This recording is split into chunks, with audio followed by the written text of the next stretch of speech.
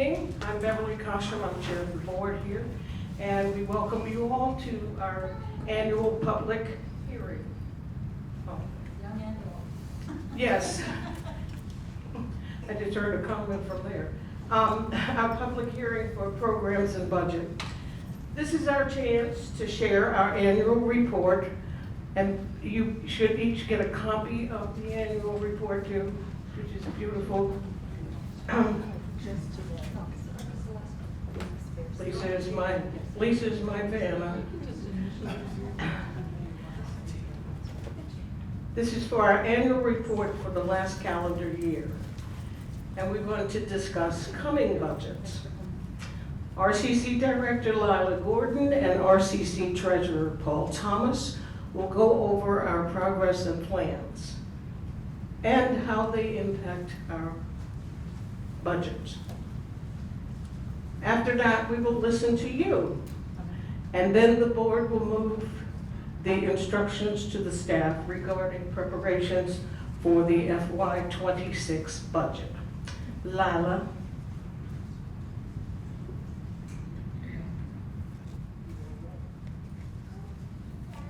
Thank you, Deb. So we can move to the next slide.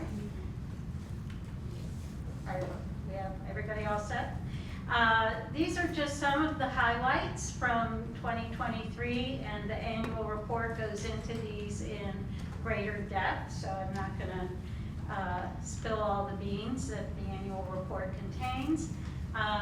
We spent 2023 working on an energy audit, which means an evaluation of all of our heating, ventilation, and air conditioning and mechanical systems in this building. And based on that audit, the county's contractor, CMTA, created a set of recommendations for us. The board evaluated those recommendations with the staff, and then we chose a recommendation to pursue, and we, this summer, will execute the results of that audit. We expanded the footprint of the Reston Multicultural Festival last year, and we're excited as we could possibly be about that until a hurricane caused us to cancel it outright for the first time since its inception. So that was the bad news. The good news is that we still will have that expanded footprint for this upcoming fall's event. We also expanded our programming.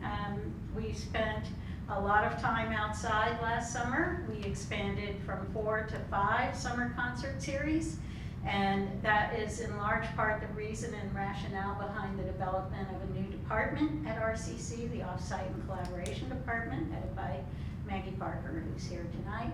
And this summer, we're really pleased and delighted that we're doing 6 outdoor summer concert series. So we are making music happen and entertainment happen all over the community. As you can see, COVID has receded in the minds of most people. Our participation in 2023 expanded greatly across all of our program lines. We increased participation by more than 20%. We redesigned our media outputs. We reduced the number of electronic newsletters we send out to patrons from 4 to 2, and that has proven very successful with higher open rates, and people seem to be getting more out of them. We also had a very creative new set of marketing efforts. We took our program sort of branding images to buses and bus shelters throughout the community, and also into Reston Hospital, which is inside Small District 5 and has a captured audience, as you might imagine, and we have very prominent ad displays in the waiting lobby areas of the Reston Hospital facility. And then in terms of our internal capacity and accountability, we continue to maintain our CAPRA accreditation. We have to submit annual reports for that, and the annual reports, they could have the potential of being audited, and those that has not yet happened to us. And next year, we will be submitting what is called the reaccreditation report, which has to be done every 5 years to maintain your CAPRA accreditation.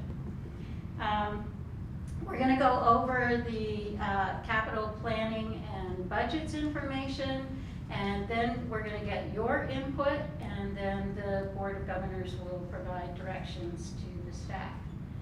Next slide.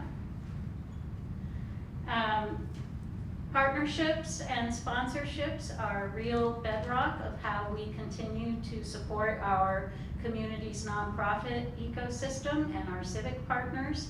And you see the numbers there. We continue to collaborate with the Fairfax County Government Neighborhood and Community Services Department and our local nonprofit partner in the Opportunity Neighborhood Initiative, which is Cornerstones. We achieved 4 outstanding performance awards for current staff, and that was recognition that was achieved on the basis of the design, the new design of the Reston Community Center website. There were 2 sets of outstanding performance awards given, one set for the planning and logic layers of that extensive project, and the other set for the implementation and execution.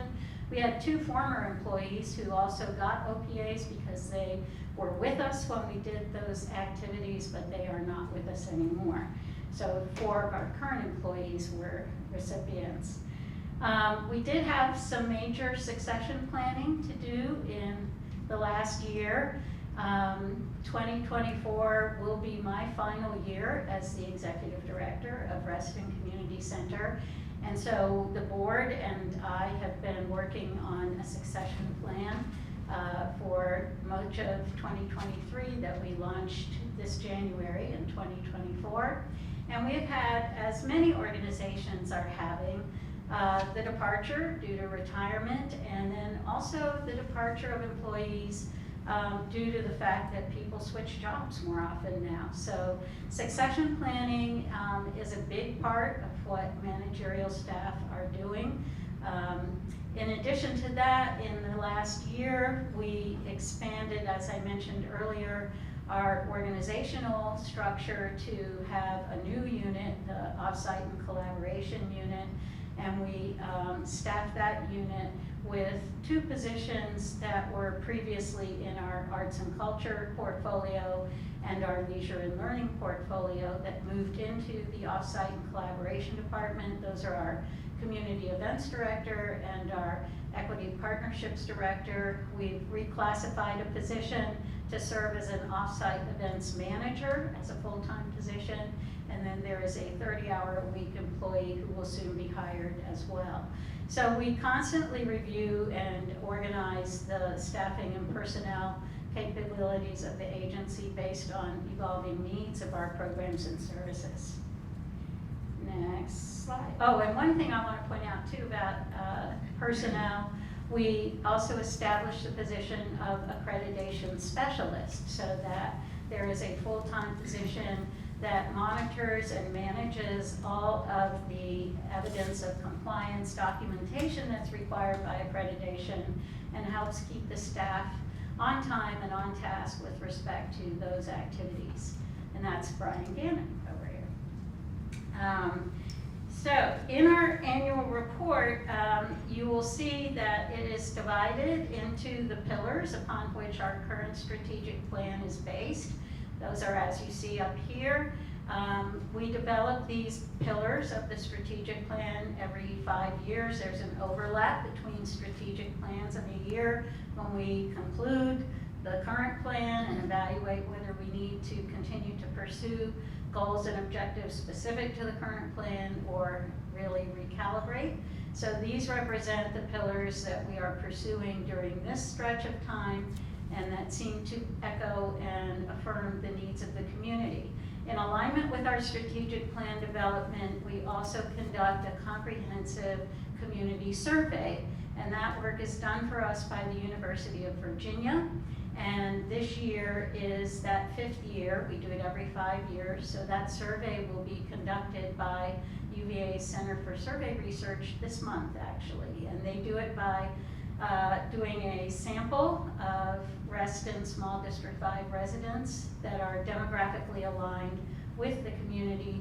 Those surveys are mailed to those selected participants, and then they have follow-on activities that they pursue to get as significant a saturation as they need to have a statistically valid set of results. So looking ahead, these are just some of the things that we are really focused on at present. When we say looking ahead, we mean this is what we're doing now. So, of course, the energy audit results resulted in a $1 million+ project that will end up with all new systems equipment and significantly solar panels on the rooftop areas of this building. And the combination of those improvements will reduce our carbon footprint by some 200 CO2 metric tons of output, which we're very happy about. Of course, we'll continue with our relationship with Cornerstones and Neighborhood and Community Services with the Reston Opportunity Neighborhood Initiative. At present, we're exploring how Cornerstones might develop a kind of member card that their constituents would be able then to show us to demonstrate that they are part of this program, and that will greatly reduce the amount of retelling, reapplying, resubmitting of paperwork that Human Services often requires of the people they serve. And we're hopeful that we can come up with a good program enhancement to allow that efficiency. Kevin Danaher in our Leisure and Learning department, he's the director of that department, will be exploring a way to provide enrichment after school for summer school in summer of 2025 in the Title I summer school Reston locations where summer school is offered, and that budget amount has been allocated in the FY26 budget outline, and this will be a big part of not just program planning, but also the next youth and teen program director, because our longtime youth and teen program director, Debbie Herron, is retiring this July. Many of you are familiar with the discussions we've had over the past year about developing a mobile unit that will take our programming out into Reston neighborhoods, the RCC on Wheels effort. We spent a great deal of time researching and talking to other agencies that have done this and to the county's Department of Vehicle Services about the best kind of vehicle to use and how to pair the right kind of vehicle with our intended programming effort. And in the course of that, we have designed and developed with the county's vehicle vendor, contractor, whatever, the right kind of vehicle, which happily will involve spending about $400,000 less than we had projected about a year and a half ago at this time when we were building the budget for this year and next year, 24 and 25. So that it takes about 15 to 18 months for that vehicle to deliver. And so in the interim, we are going to rent a similar kind of van and wrap it with RCC branding and try 3 different kinds of program delivery experiences so that we can build our own systems around this program and test the market for some of the ideas that the public has shared with us.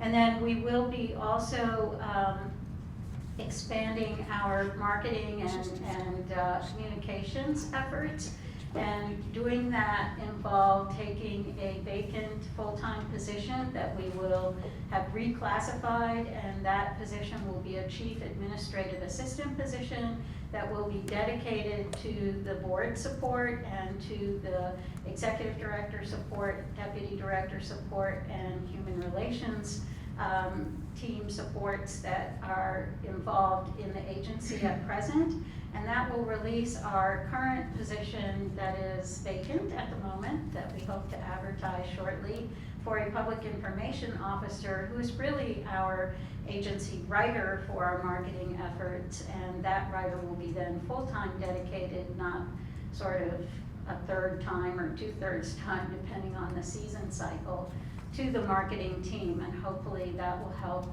support their added workload from all of the new programming that's occurred over the last couple of years. And then, as I mentioned earlier, this summer we're conducting the 2024 community survey.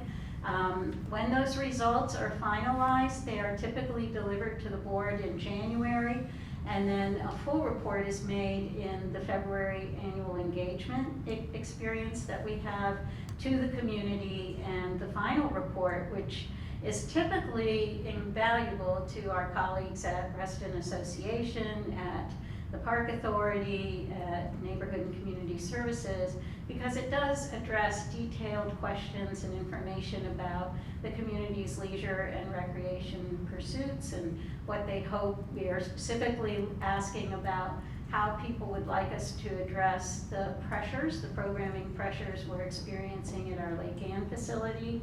We presently have nearly as many people on wait lists at that facility for those offerings as we have space and time and capacity to provide. So we know we're going to need to expand in the future, and the 2024 community survey will address those questions. It will also continue to look at and ask people to give information to us about their communication preferences and how they make decisions about leisure time experiences and how they find information about leisure time experiences, so that we can be more focused and successful in those efforts in the future. Next slide. So I'm going to turn this over to our treasurer, Mr. Paul Thomas, and he is going to talk to you about the money. Thank you, Lila. Good evening, everyone. So here are the principles that RCC's board and staff use when developing all of our budgets. Certainly the 3-year capital improvement and capital maintenance plan is an important part of it. Also, we are very conservative in how we estimate revenue and expenses. We consistently end up with more revenue than we expected, and very often with slightly lower expenses than we expected. And then some of the key board goals there, providing and improving and expanding the programming and services, maintaining the facilities, making sure that we have great access to everything. The fee waiver program is something we're that's really core to who we are and what we do. And certainly managing to the community requirements. So listening to your input and really making it real. Thank you. This table lays out the 3-year capital improvement and capital maintenance projects. This summer represents significant activity for the modernization of our hot water system and elements of our HVAC system, as well as the addition of solar panels to our rooftop. Other things to note on here, we won't replace the carpet until the major projects have been completed. That's one of those sort of timing things that anyone who's done a home renovation will appreciate. We're updating our lobby display systems and office furniture that has not been replaced since the 1990s. We will shift renovation of Hunters Woods restrooms to next summer. RCC is purchasing a new coral riser system that will be rented out by arts organizations who need them for performances in the community room. This is better than having them buy their own, and we are able to buy some that are perhaps easier to move, lighter, easier to maintain, longer life. And we're using savings from other projects to accomplish this in time for the upcoming season. In summer of 2026, we'll replace the locker room air conditioning system and the exterior switchboard at Hunters Woods. It's very important to note that the columns here don't include project budgets for those projects already completed and where funds haven't yet been reassigned or released back to the fund balance. Thus, the totals don't tie to the fiscal year 26 budget outlines capital projects column totals And as usual, we will refine the capital project allocations as they proceed and procurement occurs. These are the three most recently fully completed fiscal year results. You can see in the fiscal year 22 and 23 really how much we have recovered from that fiscal year 21. 21, of course, was the COVID year, and so you can see a lot of sort of low numbers there that have very often rebounded substantially. We're really happy to see a lot of the rebounding that has happened over the previous 2 years.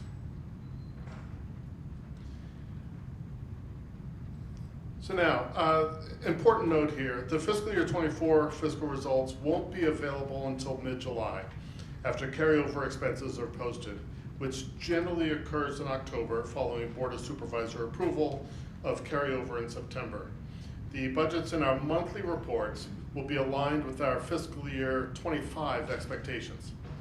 Notable items we plan to submit in our carryover package are encumbrances for incomplete fiscal year 24 purchases, which include the UVA community survey at roughly $101,000 and some personnel expenses associated with reclassification of positions, one of which Lila mentioned.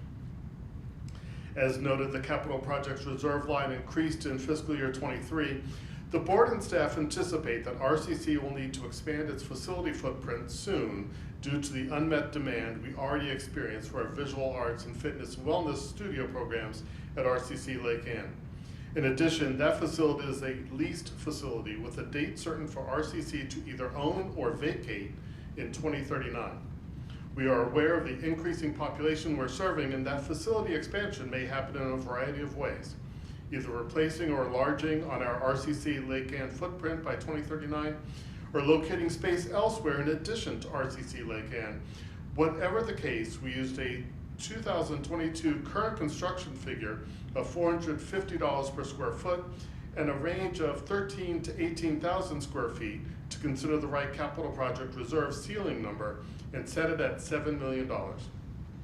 This imperative to plan for expansion based on existing arts and culture programming demand was a prime driver of our interest in the exploration of an arts venue for the county and Reston, occasioned by the Boston Properties proffer of Block J for that purpose. RCC funds, just as a reminder, are allocated first to our personnel, operating, and capital project costs for the given fiscal year. So that's sort of everything down to the just above where it says reserves, that total capital projects, that's the first tranche. Then the remaining funds are allocated to reserve accounts in the order of maintenance, which is 12% of revenue, feasibility studies, which are 2% of revenue, capital projects up to the new $7 million ceiling, and program and economic contingency for any remaining balance. So you can see those caps there in the table for how those are allocated, and they basically flowed down from the 12%, the feasibility study, the capital projects, and then the economic and program contingency reserve.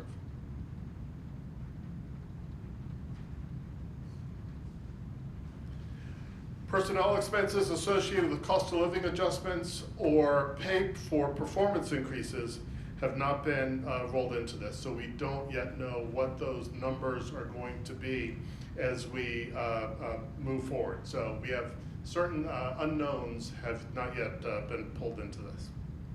We have saved a lot of money on the refinement of our RCC on Wheels vehicle. That purchase will cost roughly $294,000, which is about $400,000 less than we budgeted across 2 fiscal years. When the purchase is complete, the balance of that funding will be redistributed if needed for unanticipated capital project or maintenance needs, or released back to the fund balance reserves. We look forward to getting the fiscal year 24 year-end actuals on July 22nd, 2024. So we'll get a chance to get your input later, but for now, I'll turn this back over to Lila.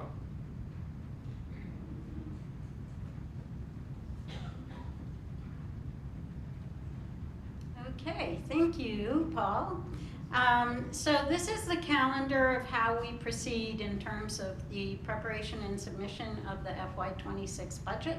Tonight, of course, is our annual public hearing. That's a requirement of our Memorandum of Understanding. As Paul mentioned, on July 22nd here, we will have the July board meeting. That's not on our typical first Monday of the month, and that was calendared in order to allow the community and ourselves to gather to look at the year-end results for the last fiscal year, which will be FY24. And then based on those results and tonight's input and our work to date on the FY26 budget, the staff prepares the outline of the FY26 budget submission that goes to the Department of Management and Budget to the county in August. The board reviews that budget and approves it on September 9th. That's the September board meeting for the Board of Governors. And that budget is then managed through the County Department of Management and Budget and the budget cycle that all county agencies follow to the months of April and May and June next year, when the FY26 budgets for the county will be formally adopted by the Board of Supervisors. I should say one important thing about Reston Community Center in terms of that process, and that is that Small District 5 is what's called a sub-fund. It is not part of the general fund of the Fairfax County government. And that means that in terms of how we manage the resources that are made available by Small District 5, this Board of Governors and the community have a great deal of authority and control over how funds are used and to what purposes for the overall purpose of Small District 5, which is the maintenance and preservation and expansion of programs and services related to Reston Community Center. And that's relevant in a year like this one because this is a very tight budget year for Fairfax County government, and the board's fiscal management and our resource management history put us in a good position to weather the tighter economic environment that the Board of Supervisors is anticipating in terms of the development of FY26 budgets. So that's all that we wanted to share with all of you tonight, and we welcome your feedback and input.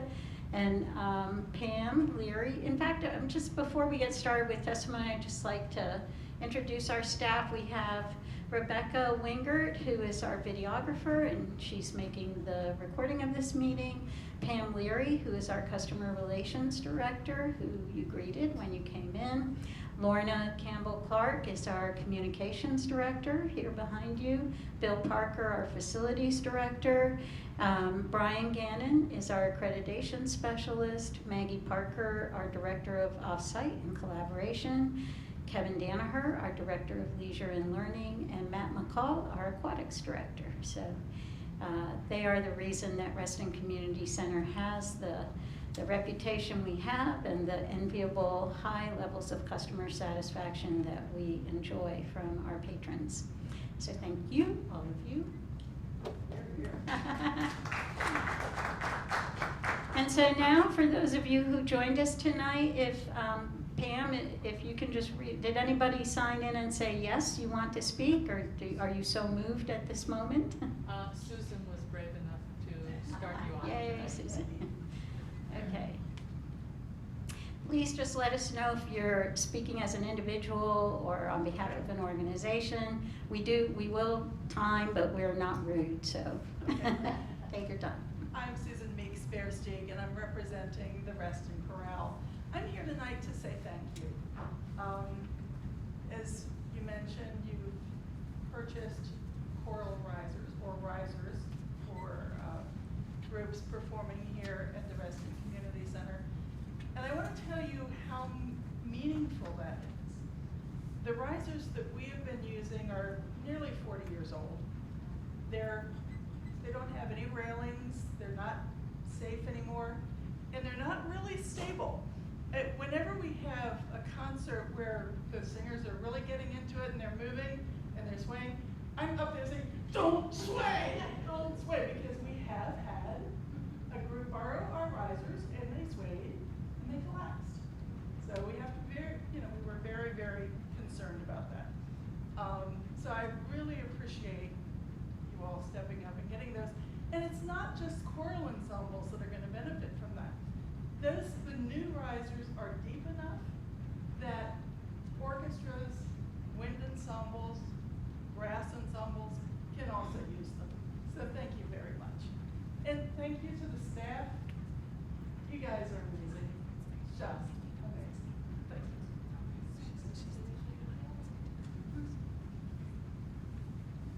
Anyone else?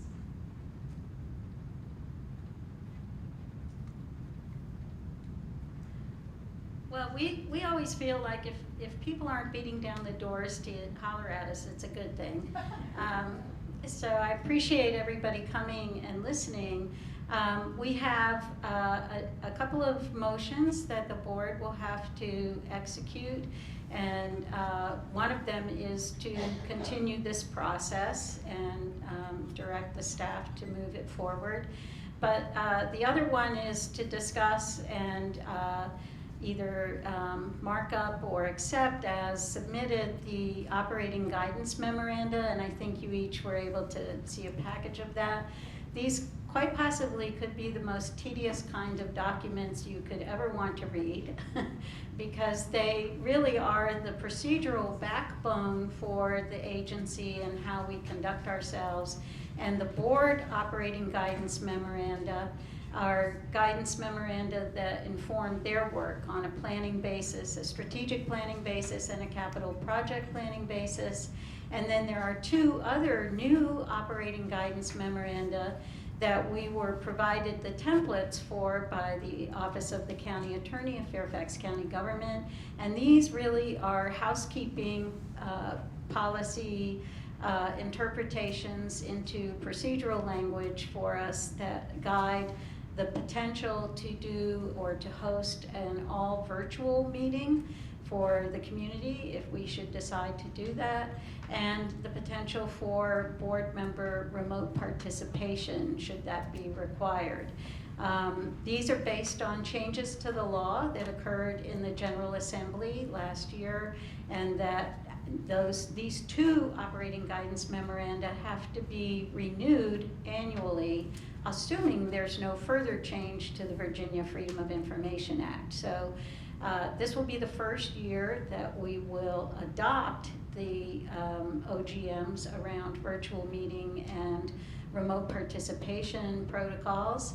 And then assuming there are no further changes to the Virginia Freedom of Information Act, subsequently, we will simply readopt these two operating guidance memoranda annually at the same time that we move forward our budget process at the end of this hearing.